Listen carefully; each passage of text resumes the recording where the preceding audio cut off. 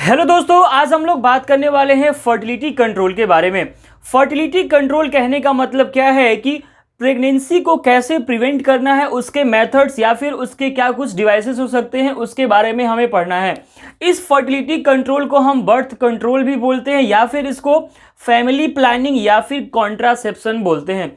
ये जो fertility control है इसके बहुत सारे टेक्निक्स हैं। कुछ टेक्निक्स परमानेंट है, कुछ टेक्निक्स टेम्पोररी हैं। तो वैसे ही कुछ टेक्निक्स और वैसे ही कुछ मेथड्स, वैसे ही कुछ डिवाइसेस के बारे में हमें इस वीडियो में देखना है। देखो, वैसे तो इसके बहुत सारे मेथड्स होते हैं। कौन कौन से?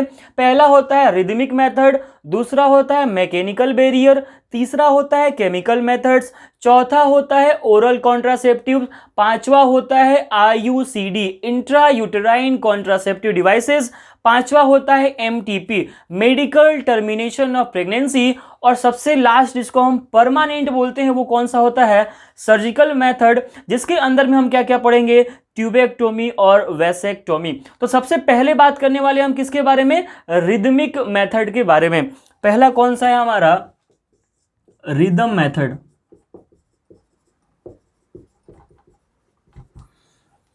ये जो मेथड है ना, ये बहुत काम का है। क्यों? क्योंकि इसके अंदर आपको कोई खर्च नहीं लगने वाला है, कोई केमिकल का साइड इफेक्ट नहीं होने वाला है, लेकिन इसके कुछ डिमेरिट्स भी है। पहले बात कर लेते हैं कि ये रिदम मेथड है क्या। देखो, रिदम मेथड जो टेक्निक है ना, वो बेस्ड है टाइम ऑफ ओवुलेशन पे। किस पे बेस्ड है? टाइम ऑफ ओवुलेशन पे। मेंस्ट्रुअल साइकिल हमारा कितने दिन का होता है? 28 डेज का। ठीक, 28 डेज का हमारा मेंस्ट्रुअल साइकिल है। ठीक है, तो जो 14वां दिन होता है ना, 14th डे, इस दिन क्या होता है? ओवुलेशन। क्या होता है? ओवुलेशन होता है। और 1 से 5वें दिन तक क्या होता है? ब्लीडिंग होता है। क्या हो रहा होता है? ब्लीडिंग हो रहा होता है। तो टाइम ऑफ ओवुलेशन कहने का मतलब क्या है यहां पे कि 4 से 5 दिन आफ्टर द ब्लीडिंग, मतलब कि ब्लीडिंग कितने दिन तक हो रहा है? 5 दिन तक हो रहा है। तो 5वें दिन से लेकर के और इसके बाद के 5 दिन, मतलब 6 से 11वां या फिर 12वें दिन तक अगर आप इंटरकोर्स कर रहे हैं तो कोई भी चांस नहीं होगा किस चीज का? प्रेगनेंसी होने का। और फिर क्या चांसेस हो सकता है कि नया साइकिल शुरू होने के पहले 5 दिन, ठीक, 1 से 5 दिन में क्या हो रहा है? ब्लीडिंग हो रहा है। 5वें से 14वें दिन के बीच में क्या? फॉलिकल्स का डेवलपमेंट होता है। और 14वें दिन क्या है? अंडे बाहर आ जाते हैं। और फिर उनके बाद से अगर फर्टिलाइजेशन होता है तो कॉर्पस लूटियम बनता है, और फर्टिलाइजेशन नहीं होता है तो कॉर्पस लूटियम एंडोमेट्रियम की तरह ही वेजाइना के थ्रू क्या हो जाता है? बाहर निकल जाता है। ठीक, तो बेसिक क्वेश्चन ये है कि जो हमारा ओवम होता है ना, वो 2 दिन के लिए वायबल होता है ओवुलेशन के बाद में, और जो हमारा स्पर्म होता है वो 24 से 48 घंटे तक इजेकुलेशन के बाद सरवाइव कर सकता है। कहाँ पे? फीमेल जेनाइटल ट्रैक्ट के अंदर। देखो, सारा का सारा फर्टिलाइजेशन का काम कहाँ पे होना है? फैलोपियन ट्यूब के अंदर। मान लो कोई कपल इंटरकोर्स किया, ठीक, और क्या हुआ? उसने कोई कॉन्ट्रासेप्टिव मेथड्स का यूज नहीं किया, तो ठीक है, कोई कॉन्ट्रासेप्टिव मेथड्स का यूज नहीं किया, कोई दिक्कत नहीं है। हाँ, ये पता होना चाहिए कि वो इंटरकोर्स, सेक्सुअल इंटरकोर्स कब कर रहा है। अगर वो ब्लीडिंग होने के 5 दिन तक करता है तो कोई दिक्कत नहीं है। नया साइकिल होने के स्टार्ट होने के पहले 5 दिन तक करता है बिना किसी भी कॉन्ट्रासेप्टिव मेथड्स के, तो कोई भी चांसेस नहीं है प्रेगनेंसी होने के। तो मैं क्या बोल रहा हूं कि 4 से 5 दिन आफ्टर मेंस्ट्रुअल ब्लीडिंग और 5 से 6 दिन पहले नेक्स्ट साइकिल शुरू होने के आप अगर सेक्सुअल इंटरकोर्स करते हो तो वहां पे कोई भी खतरा नहीं है प्रेगनेंसी होने का। इसीलिए इसको हम लोग सेफ पीरियड भी बोलते हैं। तो आपसे कोई पूछे कि इस रिदम मेथड में होता क्या है, तो ओवुलेशन के पहले और ओवुलेशन के बाद अगर आप सेक्सुअल इंटरकोर्स करते हो, कितने दिन बाद, कितने दिन पहले, तो ब्लीडिंग के 5 दिन बाद, 5 डेज आफ्टर। ठीक, और क्या है? नेक्स्ट साइकिल शुरू होने के 5 दिन पहले। ठीक, तो इस तरह से अगर आप इसका देखो, घाटा क्या है ना इसका, कि मान लो कोई वुमेन है, वो भूल गई कि उसका पीरियड पिछले मंथ कब आया था, ठीक, उसको याद नहीं रहा, तो फिर गड़बड़ हो जाएगा ना, क्योंकि डिपेंड किस पे कर रहा है? टाइम ऑफ ओवुलेशन पे। और वो भूल गई कि ओवुलेशन कब हुआ था। अगर भूल गई ओवुलेशन कब हुआ था तो इसका मतलब क्या है? सारा डेट इधर का उधर हो जाएगा। तो काम गड़बड़ हो सकता है, प्रेगनेंसी होने के चांसेस हो सकते हैं। एडवांटेज क्या है इसका कि बहुत ही ज़्यादा सक्सेसफुल मेथड ये फर्टिलिटी कंट्रोल का वुमेन्स के अंदर। किस वुमेन्स के लिए ज़्यादा एडवांटेज है? जो अपने ओवुलेशन का एग्जैक्ट डेट जानती होगी। क्या है, ग्रामीण इलाकों में क्या होता है ना कि लोगों को इसके बारे में ज़्यादा इंफॉर्मेशन नहीं होती है। उनको बस एक ही चीज़ पता है कि जो मासिक चक्र है, जो मेंस्ट्रुअल साइकिल है, वो हर मंथ आता है, लेकिन उस मंथ के दौरान क्या हो रहा होता है उसके बारे में उन्हें कोई जानकारी नहीं होती है। तो जिसके पास अगर इसके बारे में बेसिक नॉलेज ना हो उसके लिए ये अच्छा मेथड नहीं है। तो इसको नोट करेंगे, फिर हम आगे बढ़ते हैं।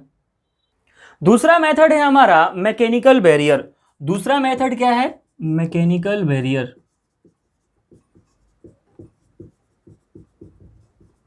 ठीक, इसके पहले वाले बैरियर में क्या है, बहुत ही सीधा सा था। इसमें क्या होता है मैकेनिकल बैरियर में कि कोई फिजिकल या फिर मैकेनिकल चीजों के द्वारा स्पर्म का एंट्री रोक देते हैं किसके अंदर? यूटेरस के अंदर।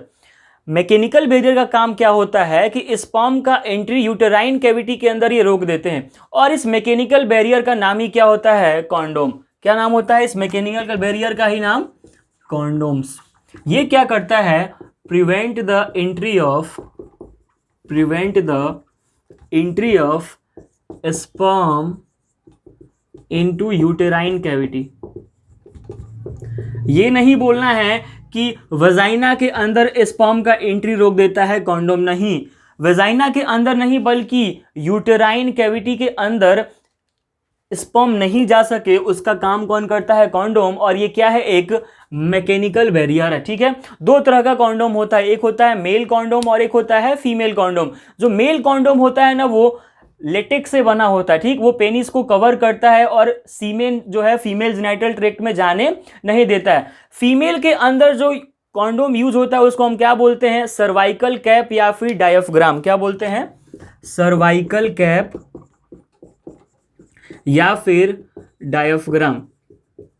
ठीक, कुछ ऐसा होता है, एक ओपनिंग होता है और एक तरफ से क्लोज होता है। जो फीमेल कॉन्डोम होता है वो क्या होता है? एक तरफ से क्लोज होता है और एक तरफ से क्या होता है? वो ओपन होता है। ठीक, फिर बात करने वाले हैं हम किसके बारे में? केमिकल मेथड के बारे में। ये था आपका मैकेनिकल मेथड। ठीक है, मैकेनिकल बैरियर नोट करेंगे। अब बात करने वाले हम किसके बारे में? केमिकल मेथड्स के बारे में, कि क्या कुछ केमिकल मेथड्स हो सकते हैं प्रेगनेंसी को रोकने के लिए। ठीक है, देखो यार, केमिकल सब्सटेंसेस क्या करते हैं ना, स्पर्म को डिस्ट्रॉय कर देते हैं। मैकेनिकल बैरियर क्या कर रहे थे कि स्पर्म को यूटेराइन कैविटी के अंदर नहीं जाने दे रहे थे। लेकिन मान लो किसी कारणवश, मान लो तुमने मैकेनिकल बैरियर यूज किया, तुमने कॉन्डोम का यूज किया, लेकिन किसी कारणवश क्या हुआ कि स्पर्म एंटर कर गया किसके अंदर? यूटेराइन कैविटी के अंदर। तो फिर क्या होगा?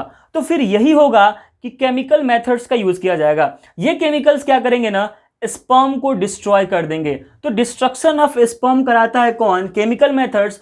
और स्पर्म का डिस्ट्रक्शन होना उसको क्या बोलते हैं? Spermicidal action. क्या बोलते हैं? Spermicidal action. तो कोई आपसे पूछे कि स्पर्मिसाइडल एक्शन किसको बोलते हैं, तो तुम क्या बोलोगे कि स्पर्म का डिस्ट्रॉय हो जाना किसके वजह से? By chemical methods. ठीक है, ये जो हमारा स्पर्मिसाइडल सब्सटेंस है, स्पर्मिसाइडल सब्सटेंस किसको बोलेंगे? जो सब्सटेंस स्पर्म को डिस्ट्रॉय कर देता है। तो वो किसके फॉर्म में अवेलेबल होते हैं? जेली के फॉर्म में अवेलेबल होते हैं, टैबलेट्स के फॉर्म में अवेलेबल होते हैं। जैसे अनवांटेड 72 जो लिया जाता है वो क्या है? एक तरह का आपका केमिकल मेथड है? बिल्कुल नहीं। वो कौन सा मेथड है? ओरल पिल्स मेथड है। केमिकल मेथड में क्या होगा कि वो अलग चीज होता है, टैबलेट के फॉर्म में आता है, जेली के फॉर्म में आता है, क्रीम के फॉर्म में भी आता है और पेस्ट के फॉर्म में भी आता है। अब हम बात करने वाले हैं नेक्स्ट मेथड किसके बारे में? ओरल कॉन्ट्रासेप्टिव्स के बारे में, जिसको हम लोग पिल मेथड भी बोलते हैं। नोट करेंगे। तो बात करते हैं किसके बारे में? ओरल कॉन्ट्रासेप्टिव्स के बारे में। ये वो मेथड है जिसके बारे में बहुत लोगों को पता ही नहीं होता है कि ये आखिर है क्या। ठीक, क्यों, इसका रीजन क्यों है, लोगों को पता क्यों नहीं है कि ये क्या है? इसके पीछे रीजन है लैक ऑफ सेक्स एजुकेशन। इसके बारे में लोग बात ही नहीं करना चाहते हैं। तुम किसी से जाके बोलो तो वो लोग क्या है, बात ही नहीं करना चाहेंगे। ऐसे लगेगा कि पता नहीं कौन सी कॉन्ट्रासेप्शन के बारे में, ओरल कॉन्ट्रासेप्शन के बारे में बात क्या है कि इसको हम माउथ के थ्रू लेते हैं, पिल्स है, टैबलेट के फॉर्म में होता है। किस चीज के लिए? प्रेगनेंसी को रोकने के लिए। ये क्या करता है कि जो फॉलिकल्स ओवुलेशन के बाद मैच्योर हो रहते हैं उनको ये मैच्योर होने नहीं देता है। इसका मतलब क्या है कि अल्टरनेशन हो जाता है किसका? नॉर्मल मेंस्ट्रुअल साइकिल का। ये जो फर्टिलिटी कंट्रोल का मेथड है इसके अंदर हम लोग क्या है कि 3 तरह का पिल्स लेते हैं। एक होता है क्लासिकल पिल या फिर उसी को हम लोग क्या बोलते हैं? कॉम्बाइंड पिल।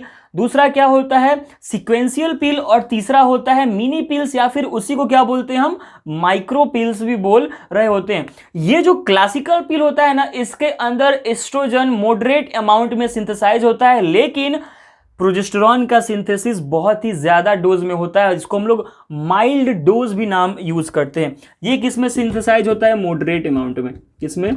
मॉडरेट। लेकिन जो प्रोजेस्टेरॉन होता है, प्रोजेस्टेरॉन, ये क्या है? माइल्ड डोज में सिंथेसाइज होता है। ठीक, तो क्लासिकल के अंदर कौन ज्यादा होगा? प्रोजेस्टेरॉन। कम कौन होगा? एस्ट्रोजन। ठीक है, बना तो ये एस्ट्रोजन प्रोजेस्टेरॉन के कॉम्बिनेशन से, लेकिन खाते कब है इसको? तो ये जो पिल्स है 5वें दिन से लेकर के 25वें दिन तक खाना पड़ता है। कब से कब तक? 5th डे से लेकर के 25th day of menstrual cycle. Question यही सब पूछा जाता है, किस दिन क्या होता है। तो कोई आपसे पूछे कि ओरल पिल्स क्या मंथ में एक ही बार खाना है? तो बिल्कुल नहीं। ये जो पिल है 5वें दिन से लेकर के 25वें दिन तक आपको खाना है। 25 दिन के बाद क्या होगा कि मेंस्ट्रुअल ब्लीडिंग होना स्टार्ट हो जाएगा। तो ये जो पिल्स जो हम खा रहे हैं, फिर क्या करेंगे कि जिस 5 दिन का ब्लीडिंग फेज होता है ना, जितना दिन तक का ब्लीडिंग फेज होगा उतने दिन ये पिल्स आपको नहीं खाने हैं। फिर जब ब्लीडिंग फेज खत्म हो जाएगा फिर आपको ये पिल्स खाने हैं। ये किस लिए है? ताकि अगर आप 5वें से 25 दिन के अंदर सेक्सुअल इंटरकोर्स करते हैं, मान लीजिए आपने मैकेनिकल बैरियर का यूज किया था, किसी कारणवश आपका मैकेनिकल बैरियर फेल हो गया, बॉडी के अंदर स्पर्म चला गया, या तो क्या होगा फिर वहां पे कि ये स्पर्म को डिस्ट्रॉय नहीं करेगा, ये डिस्ट्रॉय किसको कर रहा है? फॉलिकल्स को डिस्ट्रॉय कर रहा है। तो ये भी एक बहुत ही अच्छा मेथड है। बस पता होना चाहिए इसको खाना कब है? 5वें दिन से लेकर के 25वें दिन तक। ब्लीडिंग फेज के टाइम पे आपको नहीं खाना है। ठीक है, तो नोट करेंगे। दूसरा है हमारा सीक्वेंशियल पिल। इस सीक्वेंशियल पिल में क्या होता है ना,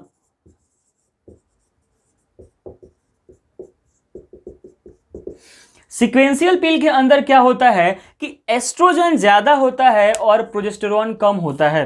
यही ध्यान में रखना है आपको। क्या इसके अंदर एस्ट्रोजन ज्यादा अमाउंट में होता है और प्रोजेस्टेरॉन कम अमाउंट में होता है। फिर बात आई कि इसको खाते कब है। तो ये सीक्वेंशियल पिल्स को 2 टाइम इंटरवल में लिया जाता है। एक डेली खाना होता है, कब तक? 15 दिन तक। कब से कब तक? वो 15 दिन कौन सा है?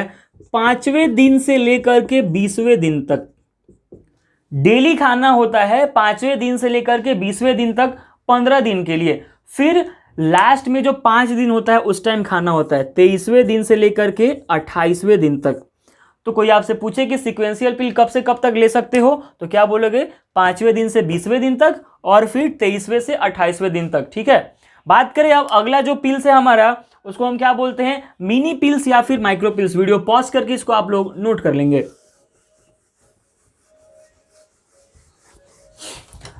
तो बात करें हम मिनी पिल्स या फिर माइक्रो पिल्स की, तो उसके अंदर प्रोजेस्टेरॉन का डोज जो है वो लो होता है through out the menstrual cycle. जो 28 दिन का साइकिल चलता है, पूरे साइकिल में क्या होता है कि प्रोजेस्टेरॉन का लेवल क्या है? कम होता है। किसके अंदर? मिनी पिल्स और माइक्रो पिल्स के अंदर। नाम भी इसीलिए क्या दिया गया है? Micro pills. माइक्रो का मतलब ही क्या होता है? थोड़ा बहुत। ठीक है, तो ये क्या करता है ना कि ओवुलेशन को बिना इफेक्ट किए प्रेगनेंसी को प्रिवेंट करता है। ओवुलेशन को इफेक्ट कौन करता है? एस्ट्रोजन। एस्ट्रोजन की वजह से ही नेगेटिव फीडबैक इवॉल्व होता है, उसकी वजह से एफएसएच का और एलएच का सिक्रीशन ज्यादा होता है। जैसे जैसे फॉलिकल्स का डेवलपमेंट बढ़ते जाता है वैसे वैसे क्या होता है? एस्ट्रोजन का अमाउंट ज्यादा होता है। जैसे जैसे एस्ट्रोजन का अमाउंट ज्यादा होता है वैसे वैसे एलएच हार्मोन का भी सिक्रीशन ज्यादा होता है और 14वें दिन क्या हो जाता है? ओवुलेशन, तो ये बिना ओवुलेशन को इफेक्ट किए कौन काम करता है? आपका मिनी पिल्स या फिर माइक्रो पिल्स। क्यों? क्योंकि इसके अंदर एस्ट्रोजन नहीं है, बल्कि क्या है? प्रोजेस्टेरॉन। और प्रोजेस्टेरॉन क्या है? इफेक्ट नहीं करता है किस चीज को? ओवुलेशन को। तो ये जो प्रोजेस्टेरॉन है ये क्या करेगा कि जो आपका सर्वाइकल म्यूकोसा है ना, वेजाइना के अंदर सर्विक्स पे, उसको क्या करता है? ये थिकनेस प्रोवाइड करता है। थिकनेस प्रोवाइड क्यों करता है? क्योंकि स्पर्म का ट्रांसपोर्ट ना हो पाए। स्पर्म को जाना है यूटेराइन कैविटी के अंदर, किसके थ्रू जाएगा? वेजाइनल ओपनिंग के थ्रू। अगर उसका रास्ता स्मूथ है तो आसानी से चला जाएगा, अगर उसका रास्ता आपने थिक कर दिया तो वो आसानी से नहीं जा पाएगा और स्पर्म क्या है? इनहिबिट कर दिया जाएगा। तो इसलिए इसका मतलब क्या है? ये ओवम के इम्प्लांटेशन को भी प्रिवेंट करता है। क्या करता है? ओवम के इम्प्लांटेशन को भी प्रिवेंट करता है। कौन? मिनी पिल्स या फिर उसी को क्या बोलते हैं? Micro pills. बात करें हम कि डिसएडवांटेज और एडवांटेज क्या है इस कॉन्ट्रासेप्टिव्स का, ओरल कॉन्ट्रासेप्टिव्स का।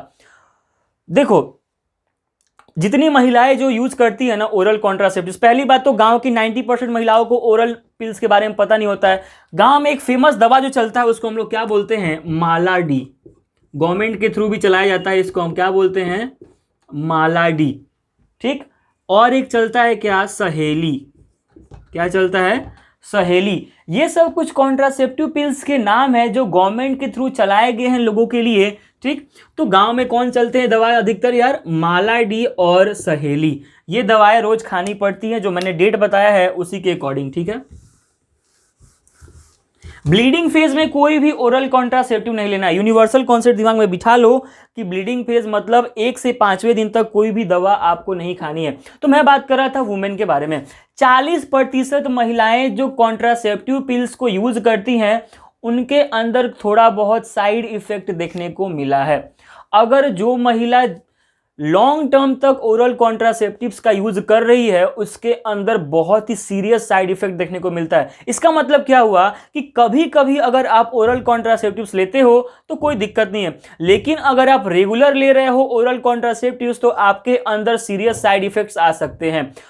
सीरियस बोलो या डेंजरस बोल सकते हो। होता क्या है ना कि जो मेजर डिफिकल्टी आती है इस पिल्स को लेने में ही मेजर डिफिकल्टी आती है। टेस्ट अच्छा नहीं होता है।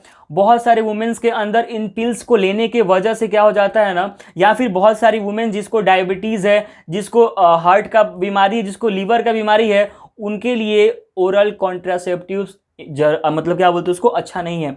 जिनके अंदर डायबिटीज़ की शिकायत है, कार्डियोवास्कुलर की शिकायत है, लीवर की डिजीज़ है, उन औरतों को ओरल कॉन्ट्रासेप्टिव पिल्स नहीं लेना चाहिए।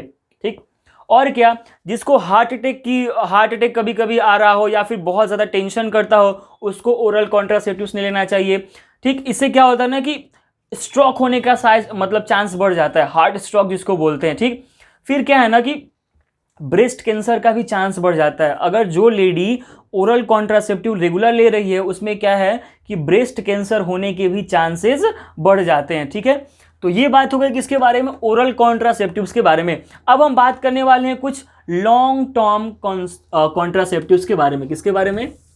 Long term contraceptives.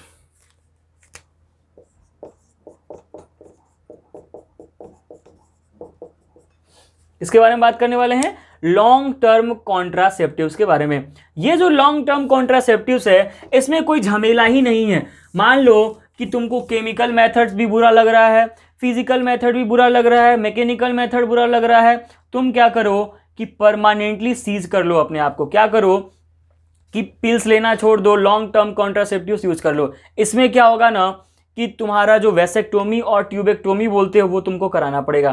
खैर वो तो बात की बात। अभी हम बात करने वाले लॉन्ग टर्म कॉन्ट्रासेप्टिव्स में सबसे पहला कौन? IUCD। कौन सा बात करने वाले हैं? IUCD।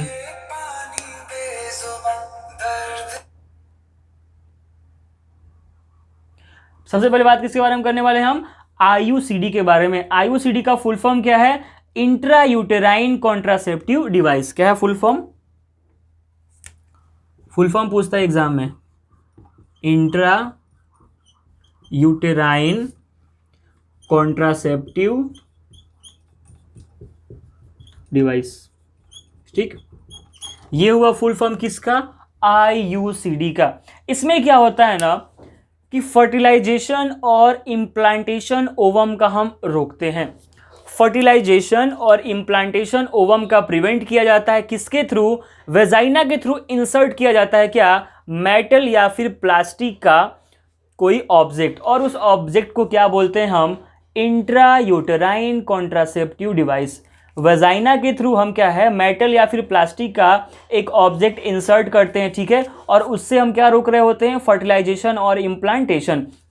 आखिर में इसका एक्शन क्या है? देखो, ये जो uterine intra uterine contraceptive device है ना, ये प्रिवेंट क्या कर रहे हैं? फर्टिलाइजेशन और इम्प्लांटेशन ऑफ ओवम। तो जो आईयूसीडी है ना, वो किससे बना हुआ है? कॉपर का। कॉपर कंटेंट होता है उसके अंदर, और उसके पास प्रॉपर्टी किस चीज का होता है? स्पर्मिसाइडल एक्शन का। कुछ देर पहले ही मैं बता के आ रहा हूं कि स्पर्मिसाइडल एक्शन क्या होता है? जहां पे स्पर्म को डिस्ट्रॉय कर दिया जाता है। तो ये जो आईयूसीडी होता है, इसके अंदर आर्टिफिशियली प्रोजेस्टेरॉन को क्या करते हैं? धीरे से उसमें रिलीज करते हैं, ठीक है। और फिर क्या करते हैं ना कि इस प्रोजेस्टेरॉन का बना हुआ जो सर्वाइकल म्यूकस है, वो क्या करता है कि स्पर्म का एंट्री प्रिवेंट कर देता है यूटेरस के अंदर। ये जो आईयूसीडी है बना किसका है? कॉपर मेटल का। इसके अंदर फिर हम क्या डालते हैं? प्रोजेस्टेरॉन, जो कि क्या करता है? सर्वाइकल म्यूकस को थिक कर देता है और स्पर्म के एंट्री को रोक देता है। जो कॉमन आईयूसीडी यूज करते हैं ना, उसका हम लोग नाम क्या देते हैं? Lips loop. क्या नाम देते हैं उसका? Lips loop. लिप्स लूप, ये कॉमन आईयूसीडी यूज किया जाता है। इंपॉर्टेंट बात क्या है? इसके अंदर कौन होता है? कॉपर। क्या होता है? कॉपर होता है, ठीक, जो कि एस शेप का होता है। किस शेप्ड का होता है? एस शेप्ड का होता है ये। और बना किससे होता है? प्लास्टिक और कॉपर से। किससे? प्लास्टिक और कॉपर से। और वो कॉपर नहीं, बल्कि उसको हम लोग क्या बोलते हैं? Copper T. कॉपर टी क्यों बोलते हैं? क्योंकि टी शेप का होता है। किस शेप का? टी शेप का भी होता है। इसको क्या करते हैं ना कि यूटेराइन कैविटी के अंदर क्या करते हैं? इसको इंसर्ट कर देते हैं। क्या करते हैं? यूटेराइन कैविटी के अंदर इंसर्ट कर देते हैं। और यूटेराइन कैविटी के अंदर कैसे इंसर्ट होगा? वजाइना के थ्रू, ठीक है। इसके कुछ डिसएडवांटेज भी हैं। डिसएडवांटेज क्या है ना कि जब मान लो कोई लड़की वर्जिन है, ठीक है, कोई लड़की वर्जिन है और उसके अंदर तुमने ये आईयूसीडी डाल दिया। वर्जिन नहीं भी है फिर भी अगर तुम जब आईयूसीडी डालोगे ना, तो ये क्या है? बहुत ज़्यादा ब्लीडिंग कराता है। क्या होगा? जब इसको अंदर डालेंगे वजाइना के थ्रू यूटेराइन कैविटी के अंदर, तो बहुत ज़्यादा क्या होगा? ब्लीडिंग होगा। ब्लीडिंग होगा, इसका मतलब उसके वजह से हमें इन्फेक्शंस भी हो सकते हैं। फिर और क्या हो सकता है ना कि यूटेरस बाहर आ सकता है एक्सीडेंटली। इंसर्ट कर दिए तो क्या है? चांसेस किस चीज़ के हैं? कि यूटेरस भी बाहर आ सकता है, ठीक। तो ये है क्या? आपका आईयूसीडी। समझ में आ गया होगा मेरे ख्याल से। इसमें बेसिक क्वेश्चन यही पूछता है, यूज किसका होता है? तो कॉपर का और प्लास्टिक का। करते क्या है? यूटेराइन कैविटी के अंदर इंसर्ट कर देते हैं। ये क्या करता है कि प्रोजेस्टेरॉन इसमें थोड़े से होते हैं, वो क्या करते हैं कि सर्वाइकल म्यूकस को क्या करते हैं? थिक कर देते हैं। और जब सर्वाइकल म्यूकस थिक हो जाता है तो स्पर्म अपना एंट्री नहीं ले पाता है, मतलब स्पर्मिसाइडल एक्शन भी ये शो कर रहे होते हैं, ठीक। अब नेक्स्ट हम लॉन्ग टर्म कॉन्ट्रासेप्टिव की बात करेंगे, जिसका नाम क्या है? एमटीपी। आपके एनसीईआरटी ने ये सारी चीजें दे रखी हैं, जिसका फुल फॉर्म क्या है? मेडिकल टर्मिनेशन ऑफ प्रेगनेंसी, जिसको हम कॉमन भाषा में, आम भाषा में क्या बोलते हैं? एबॉर्शन, ठीक है। नोट करेंगे, फिर हम देखते हैं एबॉर्शन के बारे में। तो अब हम बात करने वाले किसके बारे में? एबॉर्शन के बारे में, जिसको हम क्या बोलते हैं? एमटीपी भी बोलते हैं, मेडिकल टर्मिनेशन ऑफ प्रेगनेंसी। क्या बोलते हैं? Medical termination of pregnancy, short में क्या बोलते हैं? एमटीपी। और इसी को ही क्या बोलते हैं हम? एबॉर्शन, ठीक। होता कुछ नहीं है इसमें। क्या करते हैं ना कि प्रेगनेंसी के कुछ मंथ पहले, जैसे कि 12 वीक्स तक, बोलते हैं ना कि थर्ड ट्राइमेस्टर, सेकेंड ट्राइमेस्टर, तो कुछ महीने तक ही ये बेस्ट रहता है एबॉर्शन कराना। अगर आप 4 महीने बाद जाओ एबॉर्शन कराने के लिए, तो आपके लिए वो क्या है? हानिकारक साबित हो सकता है। तो during the first few months of pregnancy आप क्या करते हो? एबॉर्शन करते हो।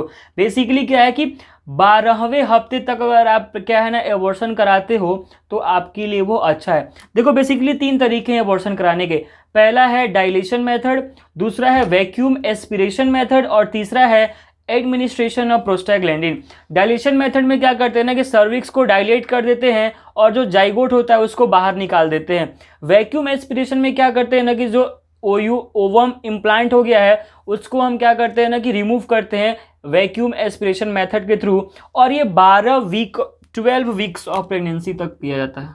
12 वीक्स तक सेफर होता है, ठीक, सेफ रहता है। ऐसा नहीं है कि 12 वीक के बाद आप नहीं कर सकते, लेकिन 12 वीक्स तक क्या है, सेफ रहता है।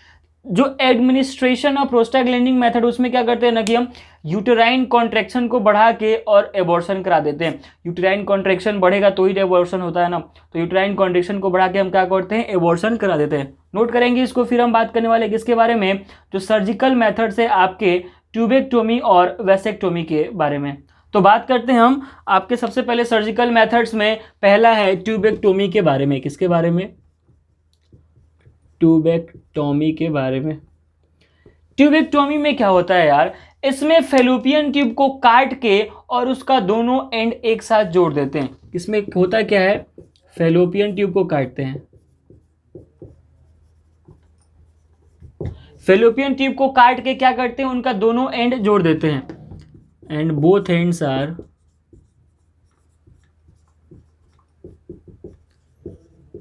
लाइगेटेड। दोनों एंड क्या करते हैं, हम जोड़ देते हैं। तो इसके वजह से क्या होगा ना कि जो ओवम का एंट्री है यूटेरस के अंदर वो बंद हो जाएगा। तो इससे क्या होता है, प्रिवेंट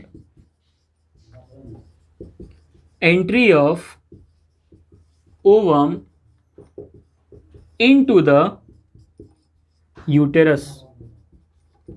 यूटेरस के अंदर ओवम का एंट्री बंद हो जाता है, किसके वजह से, ट्यूबेक्टोमी कर देने के वजह से, क्योंकि फेलोपियन ट्यूब ही तो वो रास्ता है और आपने फेलोपियन ट्यूब को काट दिया।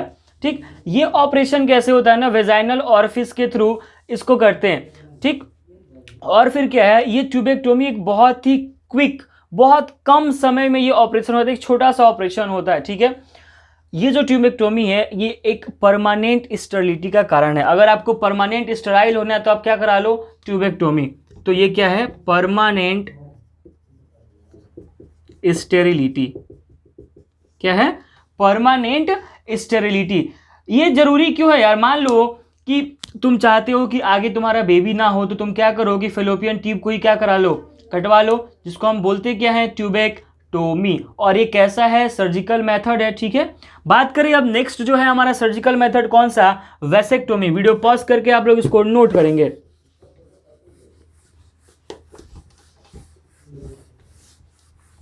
ठीक, बात करें किसके बारे में, वैसेक्टोमी के बारे में। वैसेक्टोमी में क्या करते हैं ना कि वास डिफरेंस को काट देते हैं। किसको, वास डिफरेंस को काट देते हैं और उनका दोनों एंड क्या करते हैं, जोड़ देते हैं। तो इसके वजह से क्या है ना कि स्पर्म बाहर नहीं आ पाएगा, स्पर्म बनेगा लेकिन इजेकुलेटरी डक्ट के अंदर वो नहीं आएगा। इसका मतलब कि सीमेन के अंदर स्पर्म नहीं होगा, और ये भी क्या है, सर्जिकल प्रोसीजर है। ठीक, तो ये बात किसके बारे में, वैसेक्टोमी के बारे में, और ये परमानेंट मेथड्स है। ठीक है, तो यही सारी बातें थी यार किसके बारे में, कि प्रेगनेंसी को कैसे रोका जा सकता है। ठीक है, तो मिलते हैं अगले वीडियो में किसी और टॉपिक के साथ। तब तक के लिए कोई डाउट हो कमेंट सेक्शन में जाए, डाउट पूछे। So stay safe, stay home, all the best.